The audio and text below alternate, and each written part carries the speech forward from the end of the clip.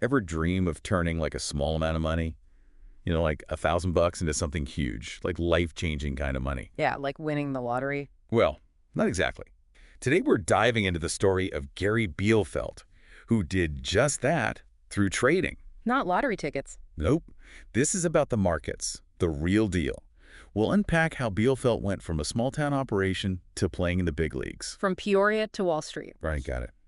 And our guide for this deep dive is Jack Schwager's Market Wizards, specifically Bielfeldt's chapter. Which is a classic, by the way, full of those what were they thinking moments when you read about these traders risking everything. Absolutely. But it's also about strategy and mindset. Yeah. And that's what we're really after here, what made Bielfeldt a market master. Right, because anyone can get lucky once, but Bielfeldt built a career. He was in it for the long haul. Exactly. And he started small, really small.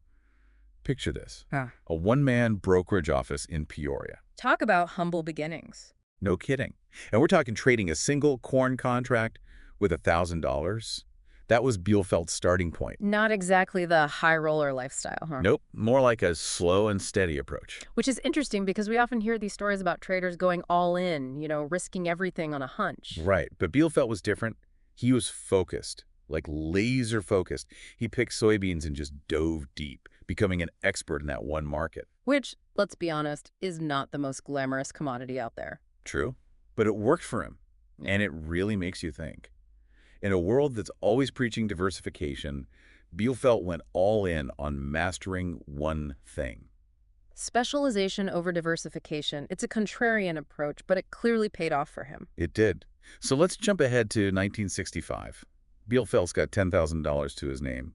Probably felt like a fortune back then. A good chunk of change, for sure. He consults with his old economics professor, gets this idea about soybeans, and then bam, 20 contracts. Whoa, okay, so that's like putting all your eggs in one basket. More like launching all your eggs into orbit and hoping they come back as a dozen omelets. Risky move.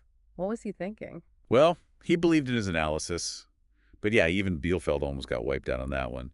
Prices went against him initially, put him right on the verge of a margin call. Margin call, those are scary words in the trading world. Right. It's basically your broker saying, hey, you're losing big and I need more money to cover potential losses or we're closing your position.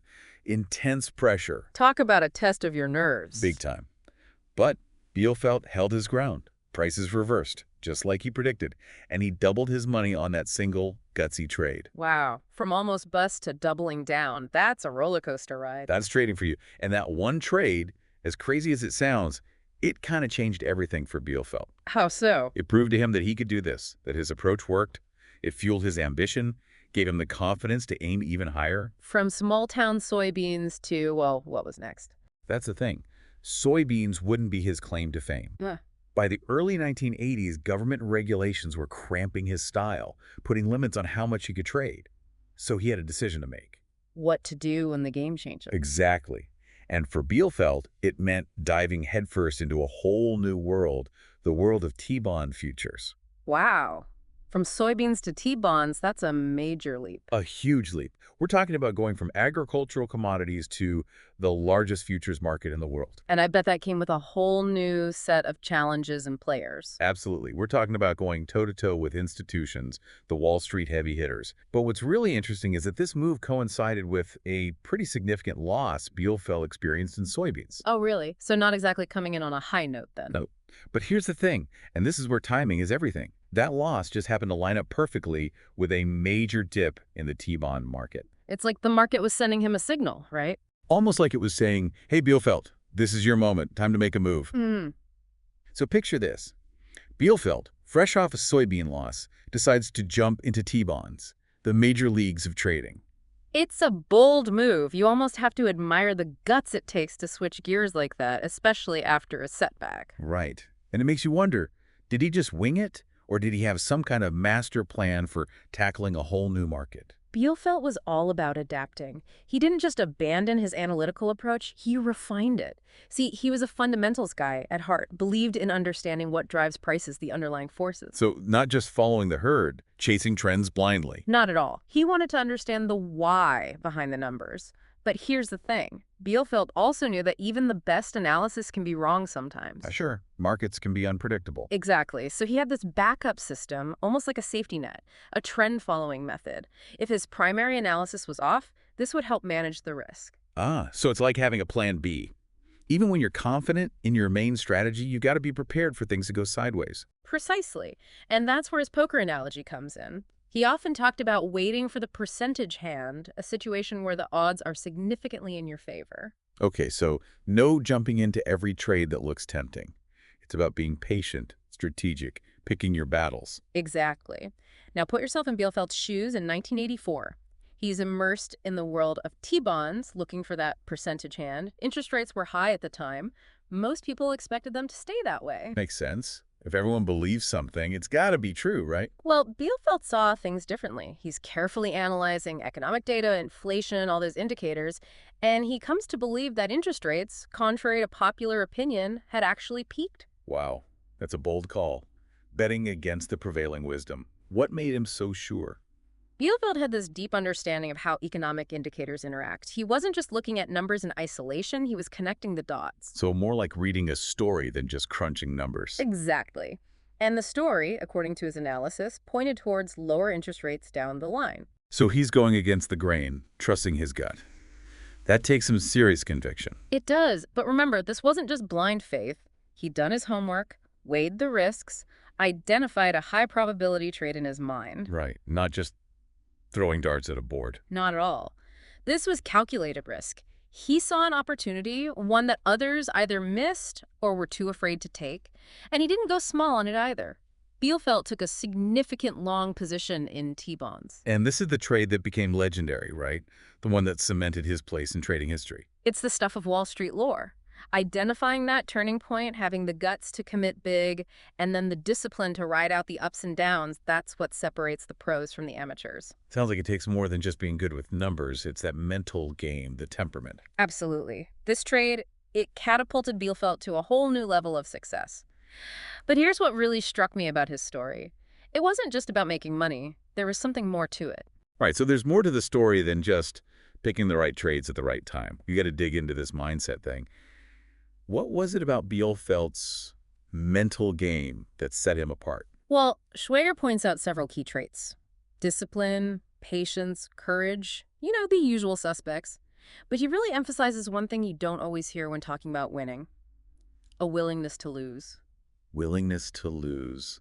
That sounds kind of counterintuitive, right? Especially in trading where it's all about winning. What did he mean by that? It boils down to this.